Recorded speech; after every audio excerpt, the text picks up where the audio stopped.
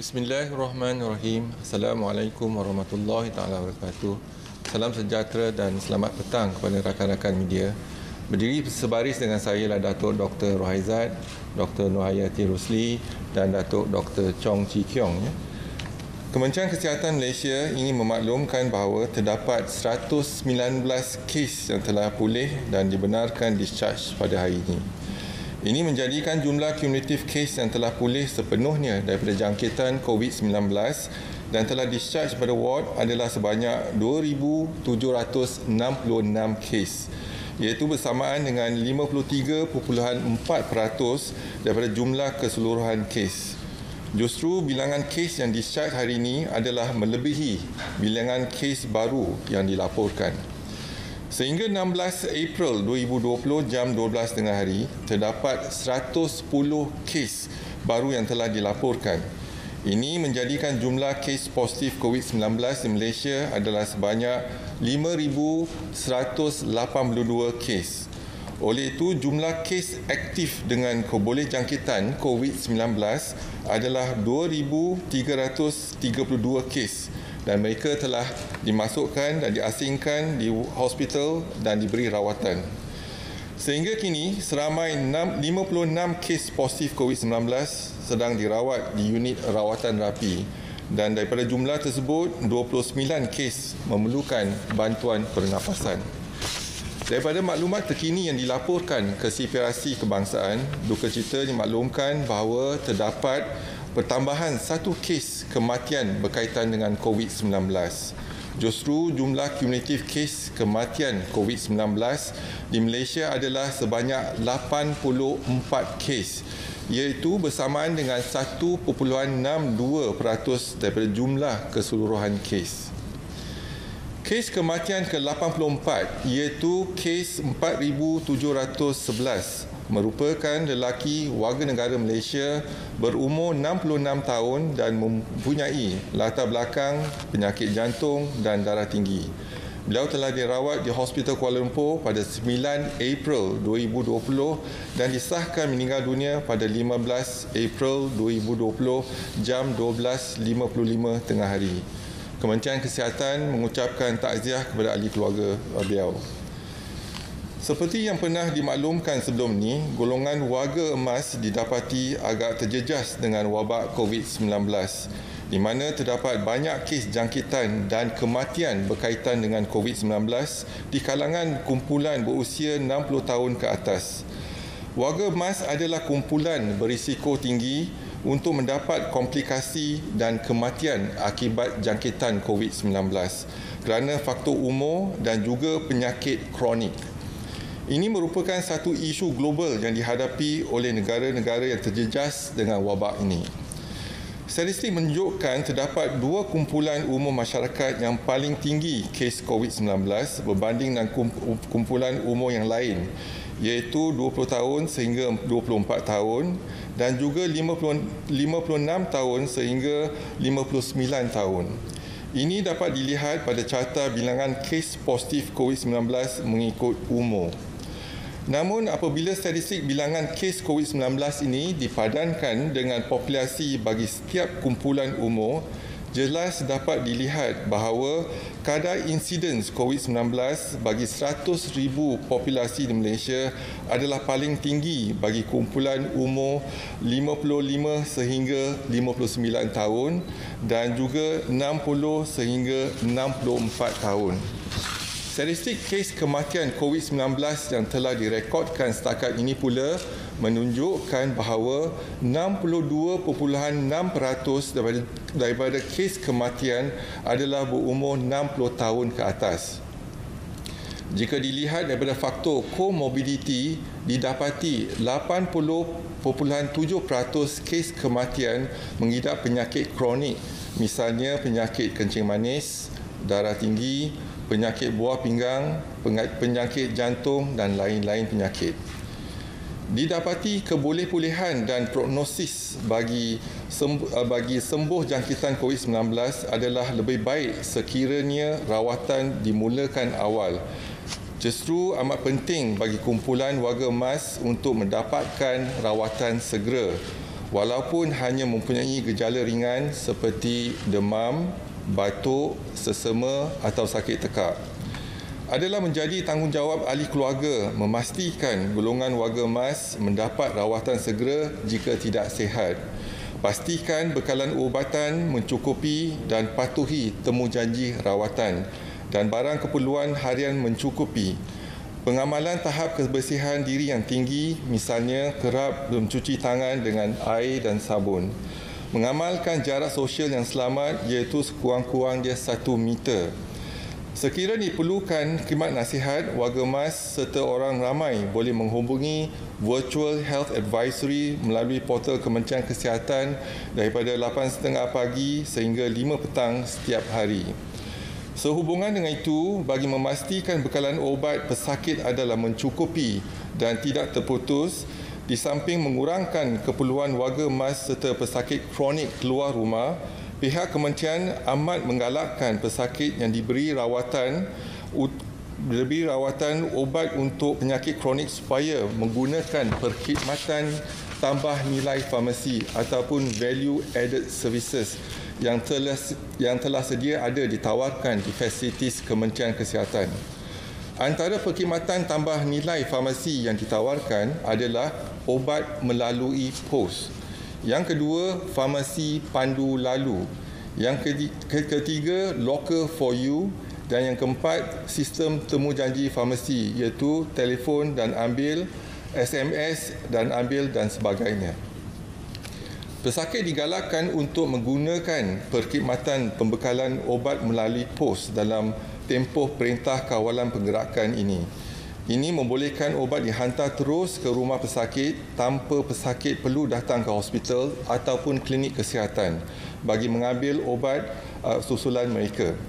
Kementerian Kesihatan juga prihatin terhadap kesihatan warga MAS yang tinggal di institusi jagaan bagi warga MAS, terutama bagi institusi yang mempunyai ramai penghuni serta mengalami kesukaran mengamalkan jarak sosial yang selamat. Susulan daripada itu, Kementerian Kesihatan telah bekerjasama rapat dengan Kementerian Pembangunan Wanita, Keluarga dan Masyarakat membangunkan garis panduan Recommendation for the COVID-19 Pandemic for Private, Public and NGO Residential Aged Care Facilities. Kementerian Kesihatan turut memantau pengurusan kesihatan berhubungan dengan pencegahan COVID-19 di Rumah Seri Kenangan dan Rumah Ehsan bersama-sama Jabatan Kebajikan Masyarakat. Bahan sebaran berbentuk infografik mengenai langkah-langkah pencegahan penularan COVID-19 telah disebarkan kepada 344 buah institusi yang dilesenkan di bawah Akta Pusat Jagaan Akta 506 dan lain-lain institusi penjagaan. Terima kasih diucapkan kepada Kementerian Pembangunan Wanita, Keluarga dan Masyarakat, badan bukan kerajaan dan pihak swasta yang banyak membantu dalam perkara ini. Kementerian Kesihatan akan terus memantau perkembangan kejadian COVID-19 melalui segala maklumat yang diperolehi dan akan dimaklumkan kepada rakyat daripada masa ke semasa. Dan saya susuli dengan laporan beberapa kluster COVID-19 di Malaysia. Dan ada pertambahan 3 kes defek di Kampung Baru menjadikan jumlah kes 30. Dan ada juga pertambahan kluster Sendayan iaitu 26 kes menjadikan jumlah 66 kes di mana melibatkan pelajar tahfiz sekeluarga 11 orang dan juga lembaga pengarah. Juga ada pertambahan di madrasah di Sungai Lui iaitu ada pertambahan 1 kes menjadikan jumlah 127 kes. Dan seterusnya ialah di PUI Italy di Sarawak ada pertambahan 1 kes menjadikan jumlah kes ialah 53 kes. Dan kluster persidangan gereja di Sarawak juga ada pertambahan 5 kes menjadikan jumlah 123 kes. Dan kluster perhimpunan di Masjid Seri Petaling, jumlah kes positif ialah 1939 kes dan sampel yang diambil setakat ini dah 25,405 sampel dan bilangan yang negatif ialah 20,990 dan ia melibatkan 5 generasi kes daripada kes indeks 767 ke generasi kelima melibatkan 7 kes. Seterusnya, laporan Perintah Kawalan Pergerakan diperketatkan, iaitu dimaklumkan di Bandar Baru Ibrahim Majid ada pertambahan kes positif iaitu 11 kes, menjadikan jumlah kes positif ialah 183. Dan juga pertambahan di Kampung Sungai Dui iaitu pertambahan satu kes, menjadikan jumlah dia 129 kes, di mana 127 kes melibatkan pelajar-pelajar madrasah tahfiz. Dan juga bukan Kampung Sungai Dui ada pertambahan 3 kes, menjadikan 312 kes. Dan dilihat pada Selangor Mansion, Menara Plaza City One tiada pertambahan, Malayan Mansion tiada pertambahan, kekal. Selangor Mansion ada pertambahan satu kes, menjadikan dia 84 kes. Dan kalau ada apa-apa soalan, silakan. Dato' PG. Yeah. Hi, good evening, Joseph from the Star. Of late, we have seen rather positive COVID-19 figures for Malaysia, especially when you compare to many other countries. So there are people alleging that this is because we don't do mass testing or we don't test as much as the other countries. So what we see is not representative of the true picture. So I want to know what your thoughts are on this. Thank you. So we have tested more than 90,000 test sample been taken, and 90,000 individual. But our positive case is only 5,182, accounts for 5.4%. So what is more important is that we are doing focused approach, meaning focus into the location and also the high-risk group. And if you look into our population, majority, about 39 to 40%, involve the tabligh group. And we have 28 clusters. So we are focusing on the 28 clusters, the high-risk group and the 28 clusters. And we are also focusing into the location. Certain location, for example, we realize that there's an increase of cases, then we will enhance the lockdown in the area, for example, the EMCO, and we have 4 areas that we have done it, and hopefully we can enhance. In that area, we will screen everyone. So we are looking into more targeted approach into the location as well as looking into the risk group, high risk group. Assalamualaikum, Dato'. Emir Zainal from The Edge on your left. I have one question. Yesterday we saw Singapore reported a shocking 447 new cases, with over 90% of them are from migrant workers, especially from, they found 3 new clusters that are from foreign workers' dormitories. So obviously there's concerns in Malaysia as well. Is it possible that there are undetected COVID-19 clusters among our foreign workers as well? And what is the ministry doing to ensure that this is not the case in Malaysia? Are tests being done to our foreign workers besides the one who are attending the tabligh gathering? Yeah, there are 2 groups actually we are looking into it. One is the old folks home, and this is exactly what happens in Singapore as well, and the foreign workers. So we have actually worked with JKM to look into how we can actually address and screen the old folks home, especially those are very crowded old folks home. So I think we have taken action. Next is to do screening for the foreign workers, and we realize that some of the foreign workers, they are not coming forward. So what we do is we work together with NGOs, for example, a few NGOs that have stepped forward to work with us.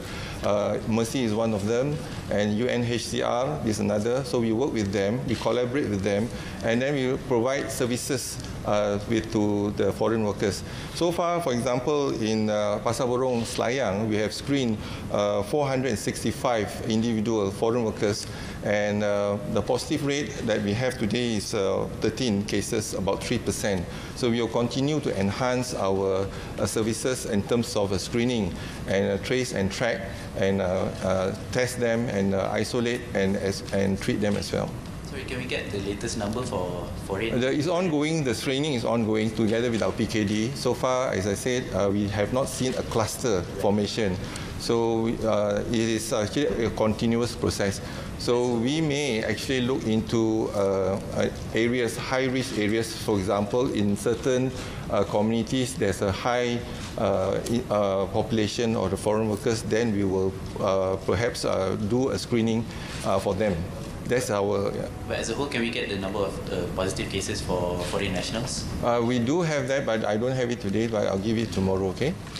Welcome, Dato'. I have 3 questions, Dato', on your right. Right. Haris from Malaysia Kini. Okay, Dato', one is that on MCO, we have seen that some states like Perlis, Perak, Melaka, Terengganu, Kelantan and Sabah has been doing very good. There is no cases, 0 cases as of yesterday. So do you think that MCO should be lifted in these states?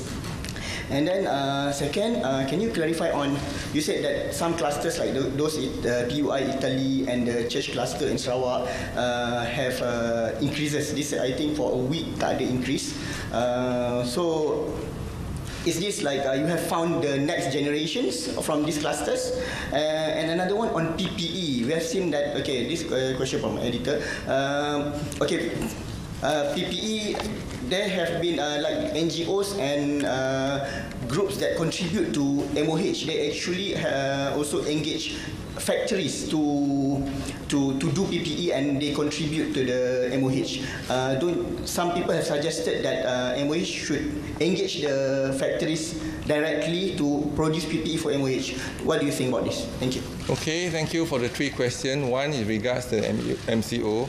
Although it's true that Kedah, Perlis as well as Penang, we have for last couple of days we do not have any cases reported. But what is more important is that we need to wait for the incubation period of about 14 days before we can say that area is clean. So now there is we are in the process of looking into it, and if within 14 days there's no cases being reported in the 3 states, then perhaps we can actually consider that a state will be green state. That means and it is important for us to protect the green area, the green zone, green state, whether it's a green mukim, green kampung, green mukim, green district, or green state. So we hope that within 14 days we can actually identify that. Once we have identified that, we may consider to protect the green area, whether it's the state, whether it's the district, whether it's the mukim, whether it's the kampung. So that is our intention in terms of exit strategy. We are planning to make sure that the green area or the green state be protected. Second is with regards to the cluster in Italy and the church cluster. Certainly it's already gone beyond first generation. They are involving the 3rd generation and 4th generation. So again, we need about 14 days before we can say these 2 clusters is already freed, or there's no more transmission within these 2 clusters because of the incubation period of 14 days. Then next is the PPE. Yes, a very good suggestion. We are already doing it. That means we are already talking to the industry, the fashion design industry, and looking into the production, and as well as Ministry of Health working with the other agencies, looking into how we can actually have a continuous flow from the local industry to provide the PPE to us. There are 18 items of the PPE. When we talk about PPE, it's not one item. There's 18 items of PPE. So the usage of PPE is about 59 million a month. That's our usage. We are looking into item of the PPE, 18 items of the PPE. So we are monitoring it closely and make sure the stock continuously been procured and been delivered to the Ministry of Health. 59 million pieces that we use a month. Datuk, Rafida dari Berita Harian. Saya ada 2 soalan. Satu, boleh tak tahu berapa ramai pesakit bawah usia 12 tahun yang dijangkiti dan berapa yang dah discharge, berapa yang masih dirawat, dan isu-isu yang dihadapi selain adakah ibu bapa dia boleh jaga kalau ibu bapa dia negatif. Dan kedua, ada dakwaan pengimport sanitizing tunnel tu yang mendakwa bahawa kaedah tu lebih baik kerana ketika ni tak ada kaedah yang boleh bunuh virus dalam badan. So dia kata dia macam seolah-olah dia seperti sama juga seperti dengan cuci tangan dengan kerat dan sebagainya. Okey, terima kasih atas soalan pertama, iaitu soalan dia berapa pesakit kanak-kanak yang dijangkiti COVID-19. Kalau kita lihat pada data kita setakat ni ialah umur 4 tahun ke bawah ada 83 pesakit. 83 pesakit yang umur 4 tahun ke bawah. Dan umur 5 hingga 9 tahun ada 83 pesakit. Dan umur 10 hingga 14 tahun ada 149 pesakit. Jadi total jumlah umur 14 tahun ke bawah ada 315 pesakit, iaitu lebih kurang 6%. Dan biasa dia bila pesakit kanak-kanak yang dapat jangkitan ni, dia dapat jangkitan bersama dengan keluarga, sama ada ibu ataupun ayah. Jadi kalau mereka mendapat sekali jangkitan, jadi kita akan letakkan mereka bersama ya, dalam ward ataupun bilik bersama. Tapi kalau katalah kalau kanak-kanak tu dijangkiti tetapi ibu bapa tak menjangkiti, jadi mungkin ibu bapa ingin menjaga kanak-kanak tersebut, dan kalau begitu ibu bapa yang negatif contohnya dia kena sign consent untuk jaga kanak-kanak tersebut. Tetapi kita menggalakkan mereka memakai PPE untuk bersama dengan anak-anak mereka. Yang itu pertama. Yang soalan kedua, yang tunnel. Isu tunnel tu memang sekarang ni Kementerian Kesihatan, sebagaimana saya katakan awal lagi, iaitu kita berkhidmat ataupun kita merawat pesakit berdasarkan kepada fakta dan sains. Setakat ini tak ada fakta dan sains untuk menyokong ataupun bukti yang kukuh untuk menyokong. Kalau kita kata nak basmikan virus, virus tu dalam tubuh, bukan kat luar tubuh. Jadi kalau kita melalui tunnel tersebut, kita tak basmikan virus tersebut. Virus tu tetap ada dalam nasal kita ataupun tubuh badan kita kat luar.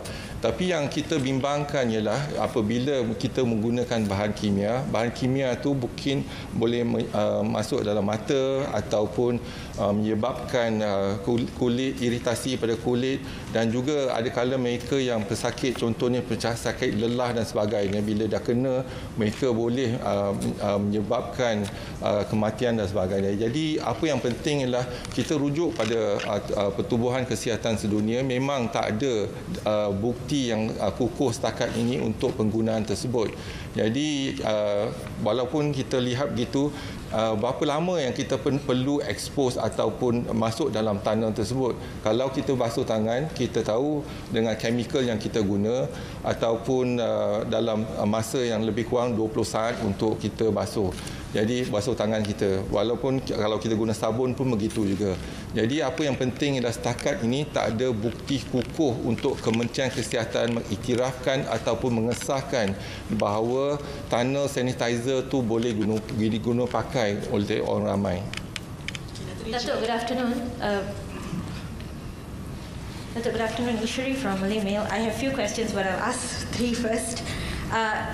Previously you said that over 560 samples were taken from foreigners living in Masjid India. Can we know if there has been any results yet? That's the first question. Secondly, have we reached the 16,000 testing capacity per day which we have targeted? And and the third one, can we also know what is the current monitoring procedure for those who have been discharged?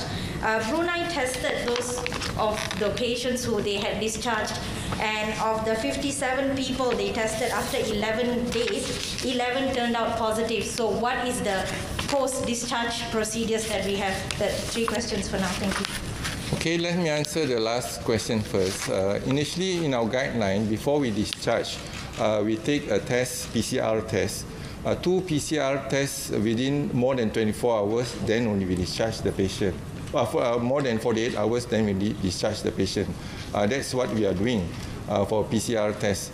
But now our guideline, if you have one PCR test, a negative, that's adequate. So we follow that one PCR test before we discharge. And to maximize our lab, for example, we have 43 labs all over. At the moment, our capacity is 11,500. But with the innovation that we have, I told you about the pool sampling that we are doing, as well as now we are using biogenes and etc. We can increase the capacity. But more importantly is that now we have innovated the way we do things a bit different. Using, because I told you earlier that we need a test that is fast and that's cheap and that's reliable, and you can do it at point of care. So the only test that, for example, now, when we quarantine a person, first we do a PCR test. Now, if the PCR test is negative, we quarantine them for 14 days in case there is actually a manifestation of the symptoms later.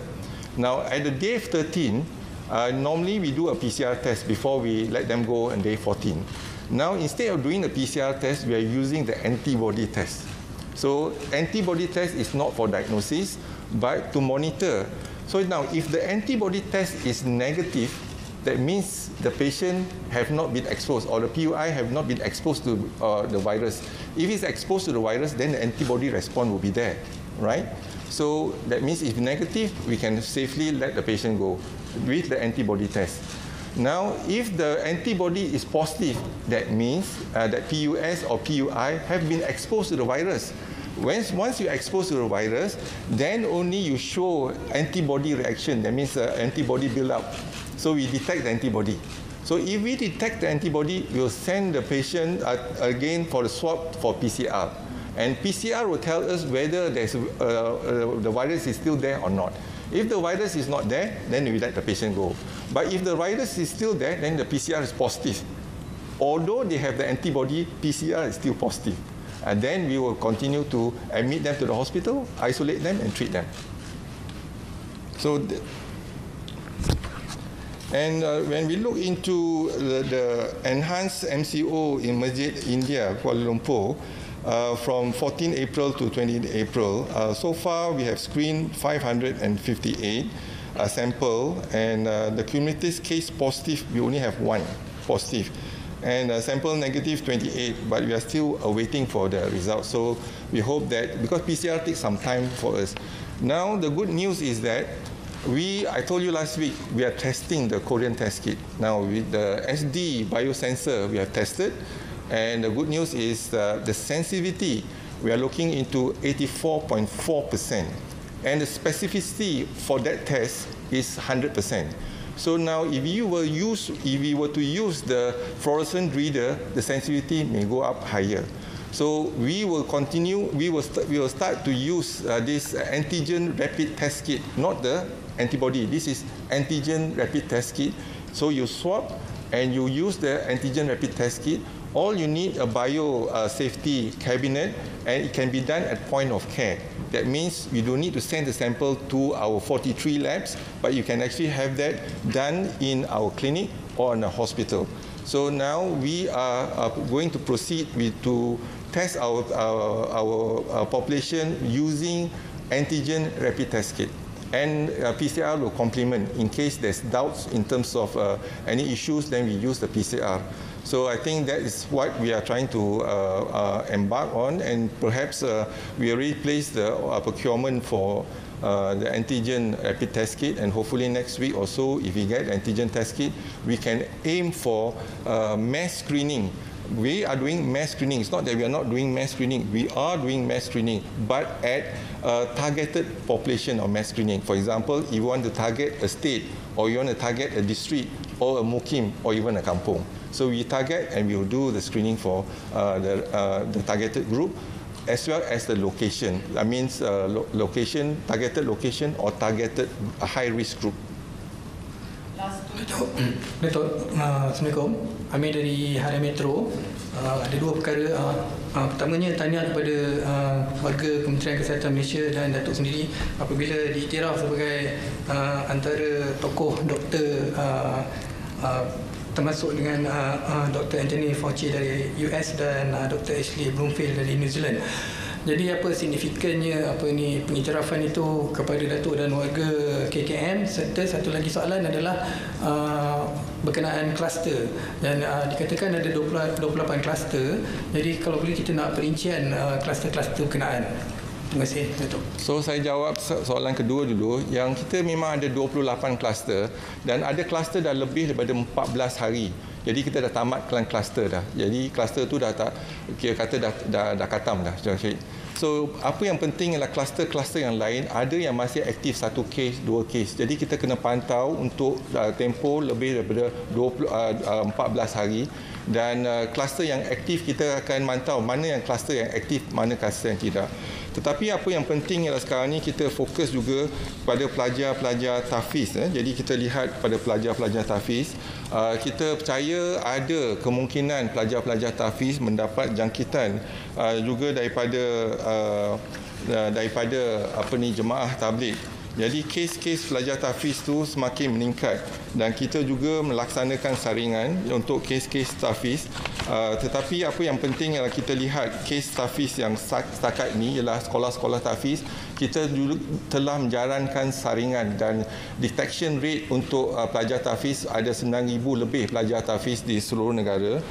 Kalau kita lihat sekarang ni, jumlah pelajar tahfiz di seluruh negara ada 9,842 daripada lebih pada 304 madrasah. Dan kita telah menjalankan ujian kepada pelajar-pelajar tahfiz yang masih duduk di madrasah. Ramai di antara mereka telah pulang ke rumah, tetapi yang masih duduk di madrasah kita dapat uji 2,697 pelajar dan yang positif ialah 250 pelajar, iaitu lebih kurang 9.3% yang positif. Jadi kita masih menjalankan saringan dan juga ujian untuk pelajar-pelajar tahfiz lah. Jadi itu mungkin tindakan kita untuk mungkin dalam tempoh seminggu 2 ni dan untuk mengesan pelajar-pelajar tahfiz tersebut. Yang kedua, isu pengiktirafan, saya rasa itu pengiktirafan untuk negara kita. Apa yang penting yang saya ialah kita Kementerian Kesihatan bekerja sebagai satu pasukan dan kita memberi nasihat. Yang pastinya yang membuat keputusan bukan saya, ialah Yang Amat Berhormat Perdana Menteri. Jadi contohnya kalau kita lihat pada MCO, Perdana Menteri yang melaksanakan, yang kita menasihat, tetapi yang membuat keputusan dan tindakan adalah Perdana Menteri. Tapi apa yang kita harus bersyukur, dan saya juga ambil kesempatan ini untuk mengucapkan terima kasih kepada semua kementerian dan menteri-menteri yang datang bersama untuk bekerjasama untuk melaksanakan MCO ni. Dan kita kena lihat ada 4 tindakan kita. Yang pertama, kawalan dari segi kawalan sempadan, iaitu kita terima kasih kepada Angkatan Tentera Malaysia dan juga Polis Diraja Malaysia dan pihak imigresen untuk melaksanakan kawalan sempadan. Lepas tu kawalan pergerakan dan polis melaksanakan tugas untuk memastikan mereka patuh pada kawalan. Dan juga kita kena ucapkan terima kasih kepada barisan hadapan sama ada daripada pihak kesihatan ataupun Polis Diraja Malaysia dan mereka yang tampil ke depan untuk melaksanakan. Jadi saya rasa pengiktirafan tu bukan untuk saya tapi untuk negara.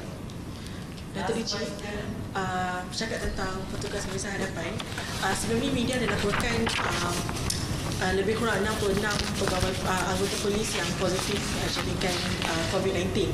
Jadi mungkin KKM ada statistik terkini petugas barisan hadapan selain petugas kesihatan yang terkena jangkitan COVID. Di mana mereka terkena jangkitan tersebut, ada waktu kerja atau mereka ada rekod dengan kluster ataupun rekod penerbangan di luar negara. Bagaimana dengan keluarga mereka? Adakah mereka di kuarantin ataupun kediaman kuartus mereka disanitasi atau macam mana? Terima kasih Datuk Diji. Terima kasih. Jadi setakat ini kalau kita lihat, kita hanya ada data untuk pekerja barisan hadapan ataupun pekerja warga Kementerian Kesihatan sahaja. Setakat ini kita lihat warga Kementerian Kesihatan yang dijangkiti adalah 267 orang, di mana 73% daripada jangkitan itu didapati daripada komuniti, bukan daripada hospital. Tetapi kita ada 50 orang, iaitu lebih kurang 19% yang mendapat jangkitan di hospital. Iaitu saya telah katakan semalam, iaitu mereka dapat jangkitan daripada pesakit. Jadi pesakit tak maklumkan sejarah perjalanan contohnya ataupun kaitan dengan kumpulan yang berisiko tinggi. Dan juga ada kalanya bukan hanya pesakit tetapi rakan sekerja pun tak maklumkan ada sejarah perjalanan ataupun mereka ada kontak dengan kes-kes yang positif. Jadi kontak kes-kes yang positif, kalau kita lihat kadar jangkitan kes-kes yang positif dengan kontak rapat ialah 31%. Jadi besar kemungkinan mereka akan menjangkiti kawan dan sebagainya. Itu satu. Dan kita lihat bila warga Kementerian Kesihatan bekerja di ward COVID ataupun di ICU, mereka tidak dijangkiti tetapi sebab mereka memakai PPE dan sebagainya. Tapi salah satu mungkin yang kita perhatikan ialah apabila mereka masuk ke pantry contohnya untuk rehat, tetapi pantry itu kecil, confined space, crowded space, ramai yang masuk pantry pada satu-satu masa dan juga mungkin ada jangkitan di situ.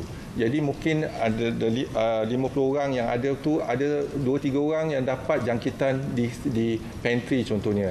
Jadi kita sarankan untuk pastikan pantry dibersihkan dan disanitasikan daripada masa ke semasa sebab yang tu ialah tempat penggunaan pantry itu ialah ramai yang menggunakan pantry tersebut dan juga mungkin tempat yang tertutup. Jadi kadar jangkitan mungkin berlaku di situ. Jadi inilah antara tindakan kita untuk menasihatkan semua, pastikan kita elakkan daripada berada di kawasan yang ataupun ruang yang sempit, yang contoh di pantry. Yang kedua ialah tempat yang sesak ataupun crowded places, dan ketiga kalau kita ada bersemuka dengan ataupun bercakap bertutur dengan seseorang, biar ada penjarakan yang selamat, iaitu sekurang-kurangnya 1 meter. Datuk, sorry. Sorry, Datuk. I would like to ask, would the Ministry of Health be publishing an epidemiological model for Malaysia, especially given that the extended MCO would end in 2 weeks? The US has done it, Indonesia has done it. So we would like to see what are the projected cases, deaths and burden on our healthcare system, and also what are the number of beds, ventilators needed by April 28. How soon can we get this? Sorry, can I just add last one? How many test swabs were done in the red zones marked? The fear is that there may be many people who are still in hiding. Just these last two. Thank you very much, sir. Thank you for the question. But if you look into the modelling, we do have the modelling from the start. And we use a few modelling, ARIMA modelling, for example, auto-regress, integrated moving mean, for example. So ARIMA modelling. Also, we use the SIR modelling as well. So we have our modelling and looking into where we were in the past, where we are now, and what the projection or forecast we are trying to achieve. So, but we have not shared the modelling with the public. But it's to guide us in terms of our planning. So based on the modelling, this is where our preparation comes in. Remember, before we get our first patient on the 25th of January, our preparation started in December 2019. For example, all of you know that our ICU beds are always congested, our hospital congested, but we plan very well in terms of in stages to decant some of the services and identify 7 COVID hospitals. We don't treat anything else but COVID hospital. And we maximize our utilization of our limited resources. For example, district hospital, some of the departments, lock, stock and barrel, we transfer them to a district hospital because like in the past we have the cluster hospital services, but now it's a permanent. That means our department with the staff, lock, stock and barrel, they move to a district hospital. So by doing so, they bring the patient along in treatment in the district hospital. And recently, we also work closely with APHM, for example, the private hospital. They loaned us 73 ventilators. And now, non-COVID patients, some of the non-COVID patients, we also refer to them at at reasonable cost that charged to Ministry of Health. But most of the specialists also given a pre bono to us. That's actually to complement the services. And you can see 65 specialists from the private sector, especially the anesthetists and physician, come into the public sector to assist us. So I think there's a good chemistry and collaboration between the public and private. So now we are trying to move on to see how best we can actually combat or even fight this COVID-19 together, public and private coming together as one. So this is something that we are looking into the projection in the next 2 weeks and next 4 weeks. And we need to also screen, as I said, now that we have a test kit that is portable, that is actually fast, that is actually cheap, and then probably with that, then we can actually increase the screening in our targeted population as well as the targeted location. So we hope that in the next 1 week will make a difference for us to bring down the case further, apart from what we have done in the MCO Phase 1 and Phase 2. And because of the MCO Phase 1 and Phase 2, we did not see an exponential surge of cases. Hopefully, by doing so, we are able to maintain and reduce the cases from time to time. And hopefully, when we reduce it further, and hopefully we are able to contain the transmission of the COVID-19. So this is important for us to contain so that our hospital and our facilities are able to provide good quality services to our patient. And in here, the outcomes, you look into our outcomes, discharge rate is very high, mortality is low. Why? One of the reasons is we detect the patient early. If you are positive, even asymptomatic, we admit you to the hospital. And with mild symptoms also admit you to the hospital. So asymptomatic positive and mild symptoms positive, about 88%. So we monitor them for 14 days until they are negative, then only we allow. Because if they are positive, if they are quarantined at home, there's a possibility they can transmit the infection to other family members. So we contain them in our hospital, and that's why it's important to reduce the infectivity of the positive cases. So we hope that we can continue to trace and track and test and isolate and treat the positive patient.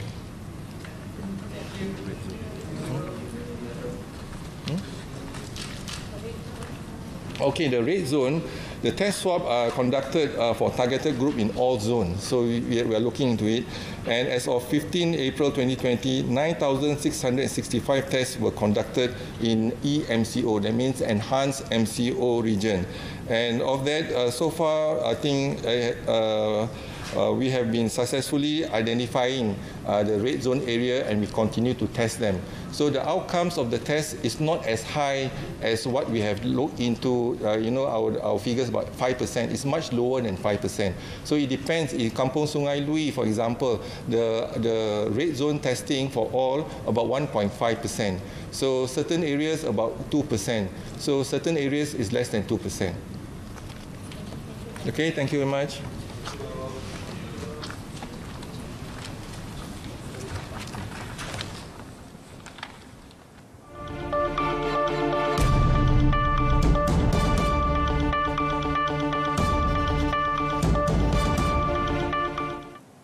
Baiklah saudara, paparan itu mengakhiri berita wilayah edisi Khamis 16 April. Terus setia dengan saluran kami untuk perkembangan terbaru laporan COVID-19. Dengan itu, Assalamualaikum dan kekal duduk di rumah.